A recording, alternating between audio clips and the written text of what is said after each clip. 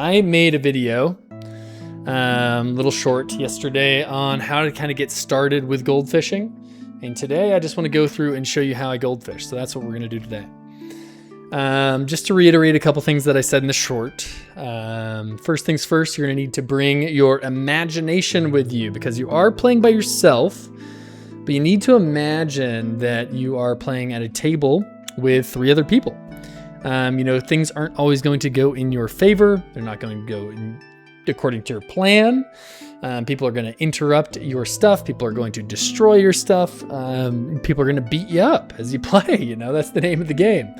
Let's go ahead and get into it. We've got our D6 here to count our turns. We've got our treasure token here. We've got assorted dice for whatever else we may need. We have a D20 for random events, aka when people interact with our board.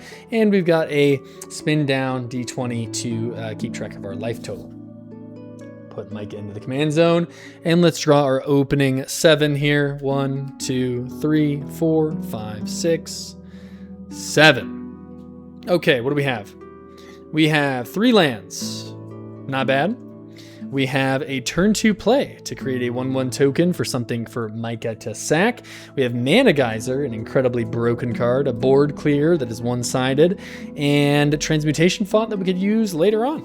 This is definitely keepable, 100%. We have 3 lands and we've got something to do on turn 2. So let's see what happens.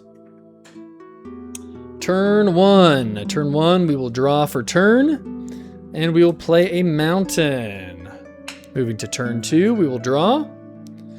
We will play a mountain, and we will play a Nimble Right schematic, which will populate a 1/1 spirit token. Excellent. Nothing else to do. We are tapped out. We got 1 land left in hand. We've got a Tablet of Discovery for our next turn. As we move into turn 3, I like to ask myself, okay, would I sack this spirit as a blocker, or this token as a blocker, to save myself 3 health, which is the amount of turns that we've taken? The answer is no. I'll take 3 damage, 100%, to keep this token as fodder for Mica. So we'll untap, move into turn 3, we will draw. We'll play a land for turn. And now we have 3 mana to work with here. I am going to go ahead. We're going to get out Tablet of Discovery for 3. 1, 2, 3. We're going to mill a card. We're going to see if it's something we can play. It almost is. It is an artifact. Unfortunately, this taps for 2 for instants and sorceries, so that goes to our graveyard. That's okay. That's our turn 3. We're building up. We are, getting into the prep to get Mica out here. So as we move into turn 4, I ask myself the same question. Would I take 4 damage, or would I sacrifice a spirit as a blocker? I will take the 4 damage, moving from 17 to 13. We've taken 7 damage thus far. Untap, draw for turn, missing our land. Uh-oh. That's okay, because we can get Mica out for 1, 2, 3, 4. Mica comes out. Okay, I missed my land drop. Boo-hoo. I am so sad. Please don't hurt me. Give that whole spiel to the table. Someone might still want to blow up Mica. So let's say 16 or higher on the D20. Somebody blows up Mica as I cast it. This is a 15. I get to keep Mica around. I'm lucky. Nobody wants to remove him. People are focused on their own stuff. That was turn 4. As I move into turn 5, would I take 5 damage, or would I sack Mica as a blocker? We're taking 5 damage, going from 13 to 8 on the spin down. And we'll draw a card. Missing our land drop once more. We have 7 cards in hand. Now, this taps for 2 for instants and sorceries. This taps for 3 with the 3 lands. We've got a lot of mana to work with here with Mana Geyser. So let's go ahead and go for something silly. Actually, can we do something silly even? I think we want to anyways. So we're going to cast Mana Geyser for 1, 2, 3, 4, 5, and we're going to copy it by sacking a Nimble Right schematic to create a 1/1 spirit.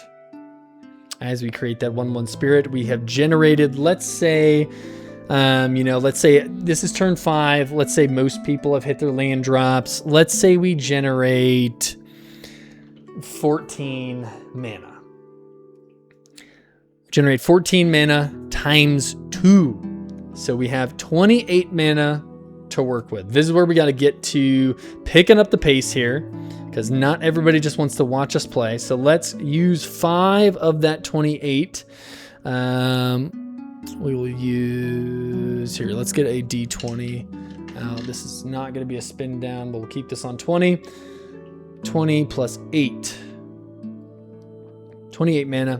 So we're going to use 5 of that to get out Transmutation Font. We're going to tap it, going from 8 to 3 to create a clue token.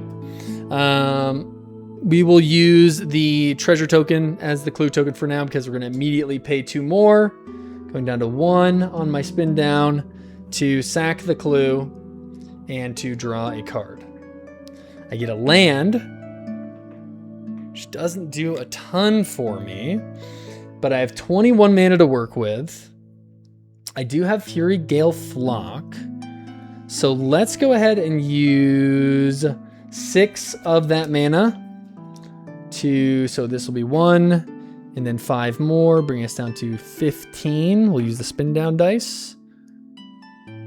15 mana to get out a Fiery Emancipation. As that comes out, we've got 15 mana left. Let's go ahead and cast a Fury Gale Flock. We'll sack a Spirit to copy it, and we will get out 4 3/3s. So we have 4 3/3s here. 4 3/3s because we copied it. We can play a land for turn. So we have 4 3/3s out, and we're going to cast this for 1 -1. So this will cost 9. So 15 minus 9 is going to be 6. We have Fiery Emancipation out. So each of these are going to deal 9. So we have 9, 18, 27, 36. We have 36 points of damage with creatures here. Which isn't bad. Something, right? So, I mean, we can swing, we can spread out 9, 9, 9, and then give one more person an extra 9. And that would leave us with 6 mana remaining. We just get out an Ogier. And that's about all we can do. So the remaining mana, we'll play Hexing Sculpture as well for the last 2. That goes in the graveyard. I'm basically out of cards here. Let's see. Do I get board wiped as we move into turn 6?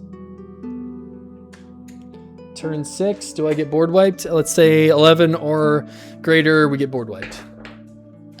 3, we do not get board wiped. We'll untap. And, we will... I think we're going to keep everything and take an additional 6, going down to 2. So we've taken, 18 damage. We untap and we draw. We're going to tap this to create a clue token and sack it. So we're going to pay 1, 2 to draw a card. I don't have a whole lot to do here. So I can sudden demise for 1, 2, 3, 4. X being 3 times 3. So 3, 6, 9. So I deal 9 damage to anything that is, let's say, white. 9 damage to the board for anything that's white. Swing, again, we have the damage tripler out, and that is my whole turn. Excellent. So we use the D20 to illustrate the other players interacting with us. And, we... keep track of our HP to show that, we are getting pressured as we play, as we get to turn 6. And then we're just, testing out combos, seeing how things work. So, playing mana guys are there. I might not have normally because I didn't really have a way to win, but I just wanted to practice the combo. Wasn't trying to win, just trying to practice. Thinking about the interaction that might be coming my way, and then, rolling a dice to see if that interaction does indeed occur, But just think about, okay, what could happen? Are they going to blow up my commander? Yes. They're going to try to, or they might, so let's give it a, 5 or greater, they're going to blow up my commander. I roll dice, I roll a 1, I get to keep my commander, let's go. So I hope that was helpful. That is how I goldfish. I'm sure other people do it differently, but this is the way that I enjoy to do it. Alrighty. Have a good one, gang. See ya.